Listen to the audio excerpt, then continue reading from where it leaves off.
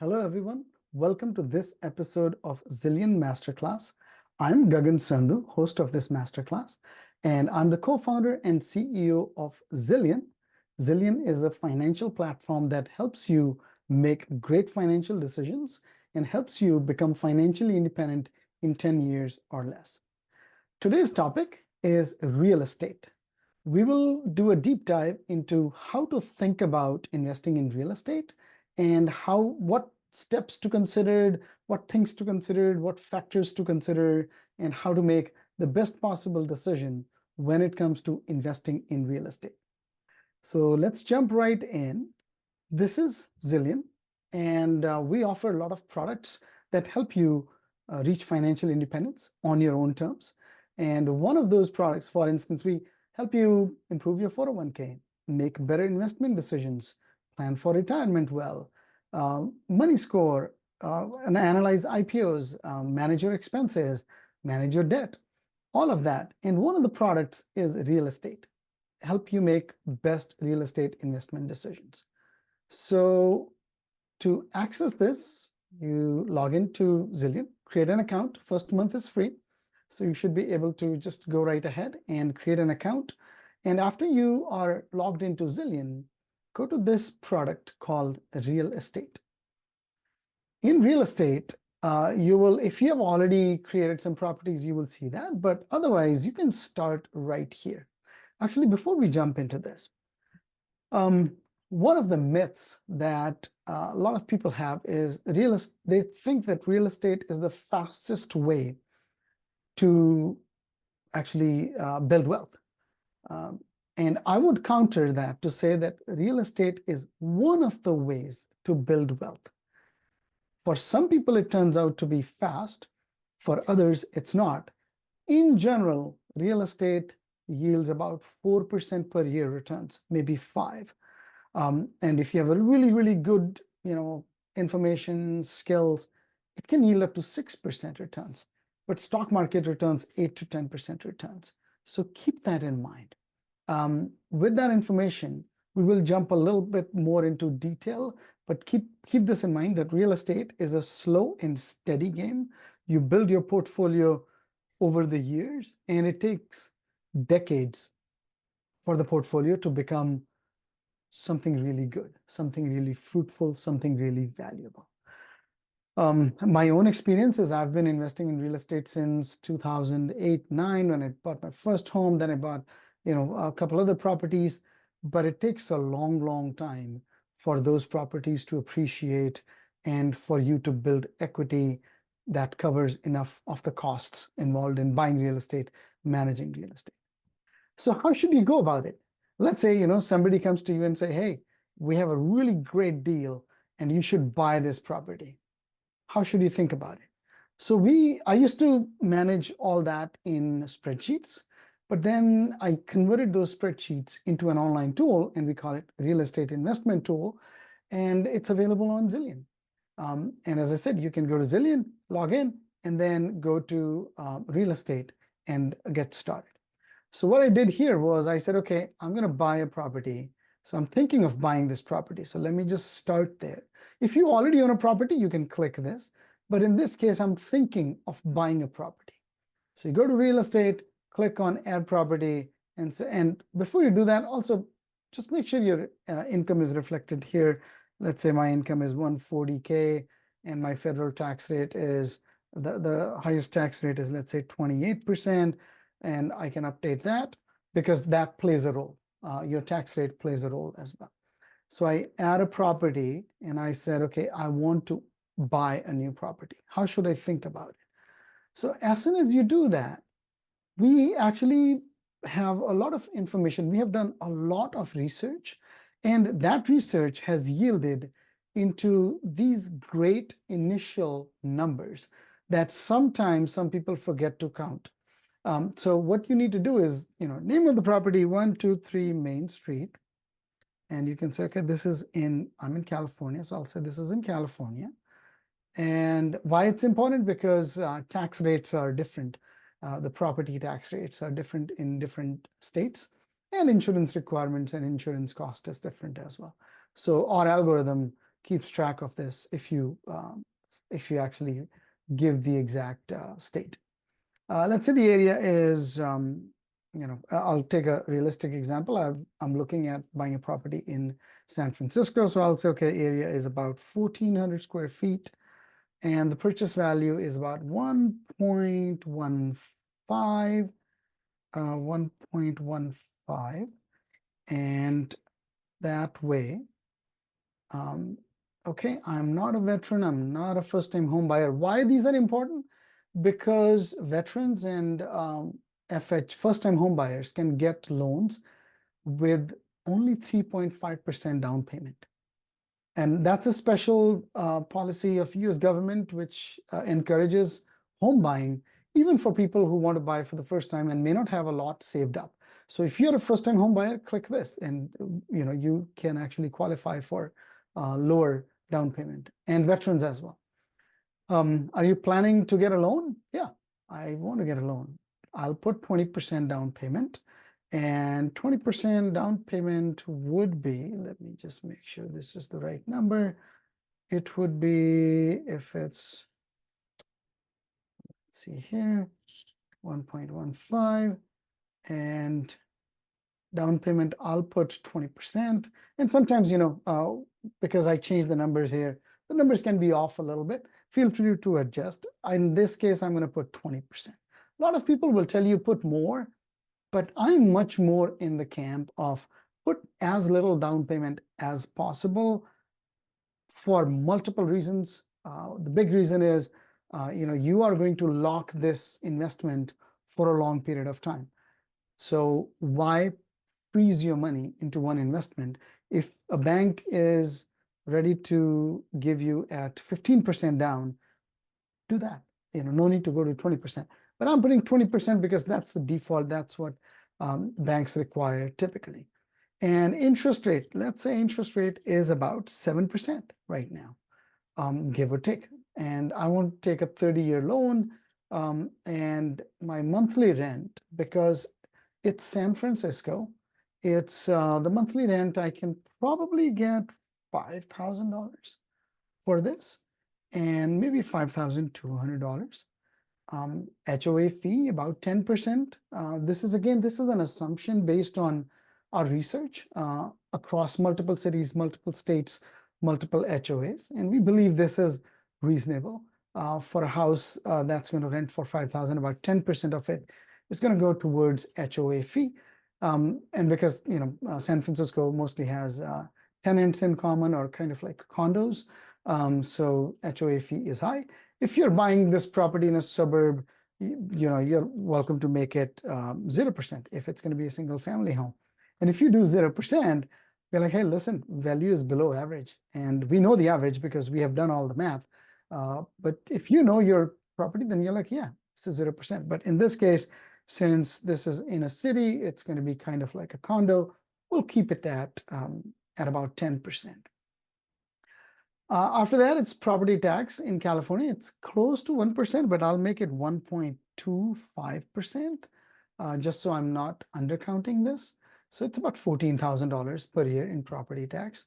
And property tax, and again, if I put too low, we will, and the default value is suggested by us because we know by each state approximately what's the property tax rate. So if I put 0.01%, the system is going to be like, yeah, that's too low. So 1.25%. And now we are here, insurance. So I'm saying it's 0.35% off the rent. So annually, it's about $4,000. The system is telling me it's slightly above average. I'm okay with that because if I'm able to still make sense of the property, and property is still a valuable investment after this high amount, then I would know that, okay, it's a good deal for me. And so I do that. And again, if I change it to say 0.25%, just so this is in range, so that warning went away. And if I'm like, what, it's actually 0.5%, we're like, this is too high. It shouldn't cost this much. I mean, if you're in the boonies and you're way out close to some heavy vegetation or a national park or a state park, and there is higher chance of risk or something like that, yes, it will be higher. But in this case, I'll keep it at 0.25%. Closing costs, typically 3%. But let's say some people, let's say you are, you can get a discount from your bank and the bank can pay some of the closing cost. Let's say you want to lower it to 2.5, you can do that, which is typical. So the warning went away. So you're looking at about $28,000 in closing costs. And again, you are also welcome to put this as a flat number. The bank might say, hey, listen, we'll give you, our closing costs will cap at $10,000. If that's what the bank tells you, you can say, okay, it's $10,000. We don't have to worry about anything. But if not, typically it's 2 to 3%. You can say, okay, 2.5%. And this is the number that comes out. Maintenance and repairs. This is one big difference between buying stocks and buying real estate. When you buy a stock, you buy a piece of a company, and that company generates enough profits that it's able to invest and keep up the growth, and that leads to typically higher stock price. But real estate is in a way, living and breathing investment. You can't just let it sit. You have to nurse it, you have to nurture it, and you have to take care of it, which is maintenance. There are some water leaks every so often. There are some roof that needs to be replaced, some floor that needs to be fixed, stairs, X, Y, and Z. Our experience is, our research suggests that it costs about 10% of the rent towards maintenance. And this could be, upfront, like let's say a tenant move, let's say you buy a property, you have to do some fixing and all that. It could be that, or a renter lived there for 2-3 years, they move out, now you have to redo some parts of the kitchen, you have to repolish the floors and all that. All that requires money. And it's better to allocate some amount initially in the calculations so that you're not surprised. And once you do that, you're like, okay, maintenance and repairs, $6,000 per year. All right, that makes sense, 10% of the rent. And then after you do that, you're like, okay, the next question is managing property. So usually a lot of people are like, hey, I'm going to buy a rental property, I'm going to manage on my own. But are you ready to take a phone call at 11 p.m. where the renter is like, hey, the fridge broke down, I have a young kid at home, and we keep the formula or pumped milk or something like that in there, it's going to go bad, I need something right away. If you are not willing to sign up for that, you need to hire someone to actually manage your property. And that property manager typically costs about 5 to 7%, up to 10%. We take about 7-ish% as the number there. But you have to make a decision for yourself whether you want to do that or not. If you manage the property yourself, you save that 7% or 8%, 10% for yourself. If not, you give the money to someone, but you save all the hassle, right? You're able to sleep peacefully. Nobody calls you directly. They need to do X, Y, Z. The renter needs X, Y, Z. They call the property manager takes care of everything. You only see the bills, right? Let's say property manager is like, hey, their bathroom was clogged, so we had to go in and get a plumber in. The plumber cost $200. Here's the bill. So you still pay the plumber, but you don't have to call the plumber or 3 plumbers, get a quote, be there to open the property and all that. You don't have to do any of that. And for that, you pay 7% on average. Okay, so we've input all the numbers now. Interest rate 7%, $1.15 million property. Let's see what our algorithm tells us. And within a second, we're like, hey, 123 Main Street is actually, let's see, the annual cash inflow is, the rent is going to be about $60-something thousand. But the tax benefit will also kick in, about $33,000. Okay, but there is cash outflow. Maintenance is going to cost $6,000. Mortgage is going to cost $70,000. Vacancy cost. So homes generally go vacant about 10% of the time, or maybe 5% of the time. So you have to bake that into your calculations. So here we have put 2 to 3 weeks. So this is vacancy cost. You can't rent it constantly all the time. And then there is property tax you have to pay. There is HOA fee, insurance, etc. So this should take care of it all. So overall annual cash inflow about $96,000. Annual cash outflow about $105,000. Okay, this is cash. This is the net, like money coming in, money going out. So net, if you can see, this property is 10,000, 9,000 something in loss, right? On a cash basis. But we know it, and a lot of people who invest in real estate know it. There's a non-cash component to owning real estate. Let's take a look. Properties appreciate over time. Real estate appreciates. It appreciates in the US anywhere between 2 to 4%. Average is about 3.5%. If you live in a very desirable place, typically on the coasts, it appreciates a little faster. Like San Francisco, long term, closer to 4%, and lately, some cities in the south. But long term average is wherever there is a scarcity of land, the property prices appreciate closer to 4%.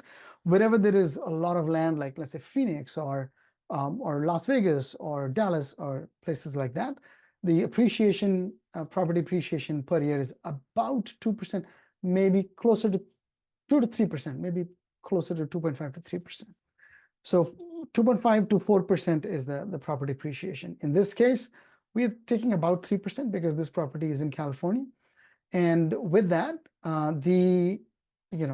this is the non-cash component. You won't see it in any of your cash flow statements, but the property will appreciate. Your net worth will appreciate over time.